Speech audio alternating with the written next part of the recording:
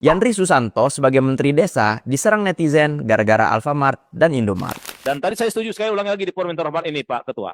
Kalau Kopdes itu sudah berjalan, sejatinya Alfamart dan Indomaret stop. Lagi rame banget pernyataan Menteri Desa Yandri Susanto soal Alfamart dan Indomart yang rame diserang. Banyak yang bilang ini ngawur, anti investasi, bahkan dianggap mau bubarin retail modern. Padahal kalau kita coba pahami konteksnya, logikanya justru masuk akal. Apakah benar ucapan Yandri seburuk dan sebodoh itu? Mari kita bahas. Pertama, kita lurusin dulu faktanya. Yandri Susanto bicara dalam konteks Koperasi Desa Merah Putih, bukan kebijakan pembubaran retail modern. Intinya sederhana, kalau ekonomi desa kuat, ketergantungan pada retail besar harus berkurang. Dan ini bukan ide aneh. Banyak negara justru melindungi ekonomi lokal dari dominasi retail raksasa. Di Jepang misalnya, koperasi lokalnya kuat banget. Di Eropa, toko-toko komunitas dilindungi regulasi zonasi. Kenapa? Karena kalau semua distribusi dikuasai oleh retail besar, dampaknya jelas. Warung mati, koperasi lemah, dan ekonomi desa jadi konsumtif, bukan produktif. Kedua nih, ini soal arah pembangunan desa. Undang-undang desa memang menekankan kemandirian ekonomi lokal. Artinya desa bukan cuma pasar, tapi pusat produksi. Kalau koperasi desa kuat, petani punya pasar, UMKM punya distribusi, dan